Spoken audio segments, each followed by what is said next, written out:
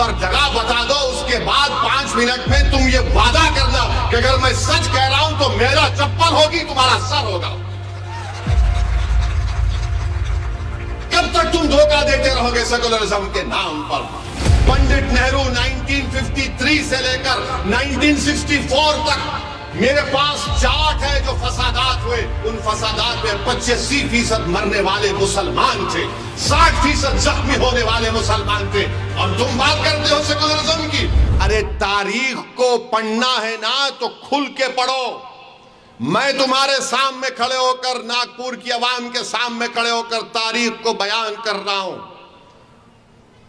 जब मौलाना अबुल कलाम आजाद रहमतुल्लाह अलैह दस्तूर साज असेंबली में संविधान आईन बन रहा था, उस वक्त वो और मौलाना हिफ्जुर रहमान रहमतुल्लाह अलैह जब कभी भी उठकर बोलते कि मुसलमानों को रिजर्वेशन मिलना चाहिए, मुसलमानों को रिजर्वेशन मिलना चाहिए, तो सरदार पटेल क्या करते थे मालूम आपको? सरदार पटेल ये करते थे कि 2 मुसलमानों को मौलाना आजाद और मौलाना हिफ्जुर रहमान रहमतुल्लाह अलैह के सामने खड़ा कर देते थे। वो कौन थे? का नाम पटेल था, एक का नाम बेगम साहिबा था। और ये लोग खड़े होकर क्या बोलते थे? मौलाना आजाद और हिफ्जुर रहमान मुसलमानों को अक्सरियती तबके से मिलने नहीं देना चाहते हैं। तो आज भी वही बात कही जा रही है असदुद्दीन ओवैसी से कि ओवैसी मुसलमानों को मेन स्ट्रीम में आने से रोकता है। जो बात 1948-49 में मौलाना आजाद और हिफ्जुर रहमान से कही जाती थी, वही डायलॉग, वही स्क्रिप्ट चल रहा है। तो मौलाना अबुल कलाम आजाद ने कहा कि ये कॉन्स्टिट्यूएंट असेंबली मेरे लिए एक नई कैद बन चुकी है। मौलाना आजाद ने लिखा ये। और अगर कोई ये कहेगा, ये सेकुलरिज्म के पुजारी, ये सेकुलरिज्म के चमचे अगर कहेंगे ओवैसी कहां पर कहा, तो प्यारे वक्त और जगह बता दो, उसके बाद 5 मिनट में तुम ये वादा करना कि अगर मैं सच कह रहा हूं तो मेरा चप्पल होगी, तुम्हारा सर होगा। कब तक तुम धोखा देते रहोगे सेकुलरिज्म के नाम पर? जो बोलते आजादी के वक्त ऐसा हुआ था, आजादी के वक्त ये भी हुआ था कि पंडित नेहरू 1953 से लेकर 1964 तक मेरे पास चार्ट है जो फसादात हुए। उन फसादात में 85% मरने वाले मुसलमान थे, 60% जख्मी होने वाले मुसलमान थे, और तुम बात करते हो सेकुलरिज्म की। नेहरू जब वजीर आजम थे, वही स्क्रिप्ट है, वही कहानी है, वही प्यादे हैं, वही गुलाम है। और गाली उस वक्त मौलाना हिफ्जुर रहमान को, मौलाना आजाद को दी जाती थी। रिजर्वेशन की जब बात होती थी तो आज असदुद्दीन ओवैसी को और इम्तियाज जलील को गाली दी जा रही है। मगर मेरे अजीज दोस्तों और बुजुर्गों, आपको समझना है इन बात को।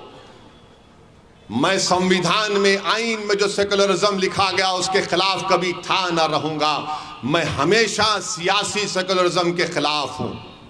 इसको इस्तेमाल किया गया है मुसलमानों को कमजोर बनाने के लिए, इसको इस्तेमाल किया गया है मुसलमानों को बेघर बनाने के लिए, इसको इस्तेमाल किया गया है मुसलमानों को फसादात के बाद जेलों में डालने के लिए, इसको इस्तेमाल किया गया है कि मुसलमानों को टेररिज्म के कानून में डालकर उन नौजवानों की जवानी को बर्बाद करने के लिए, इसको इस्तेमाल किया गया है कि हमको ताकतवर नहीं कमजोर बनाने के लिए, इसको इस्तेमाल किया जा रहा है ताकि हमारी सियासी क़यादत ना उभरे। इन सबको एक बात की तकलीफ है कि सबकी लीडरशिप हो सकती है, मराठाओं की हो सकती है, कोई बात नहीं। मराठाओं की लीडरशिप हो सकती है, कोई बात नहीं। बैकवर्ड क्लास की हो सकती है, कोई बात नहीं। मगर किसी की नहीं हो सकती तो दलित और मुसलमान और आदिवासी की पॉलिटिकल लीडरशिप नहीं हो सकती। सबका लीडर हो सकता है मगर मुसलमानों का कोई लीडर नहीं हो सकता। और मैं कह रहा हूं कि मैं लीडर नहीं बनना चाहता हूं। अल्लाह गवाह है, मैं इस पाक औलिया अल्लाह के आस्ताने के सामने खड़े होकर कह रहा हूं, अल्लाह मेरे दिल का हाल जानता है। मैं मुसलमानों का लीडर नहीं बनना चाहता हूं। मेरी जिंदगी अल्लाह जब तक मुझे जिंदा रखेगा, मेरी कैन ख्वाहिश यह है कि तुम लीडर बनो, तुम कायद बनो, तुम सिपह सालार बनो। आपको लीडर बनना है। जब तक हम बैठकर अपने मुकद्दर के फैसले हम नहीं करेंगे, हमारे मसाइल हल होने वाले नहीं हैं। हम बैठकर कैसे अपने मुकद्दर के फैसले तय करेंगे? जब आपका नेता होगा, नागपुर की बल्दिया में आपका नेता होगा, महाराष्ट्र की विधानसभा में 2 से ज्यादा आपके एमएलएज होंगे, महाराष्ट्र में 1 इम्तियाज से ज्यादा और एमपी आपके जीत कर आएंगे। जब आपकी लीडरशिप होगी, यही तो लड़ाई मंजलिस की है। मैं तुमसे ये नहीं कह रहा हूं कि तुम मुझे नागपुर के आसमानों पर जो 1-2 तारे नजर आ रहे हो तोड़ के लाके दो।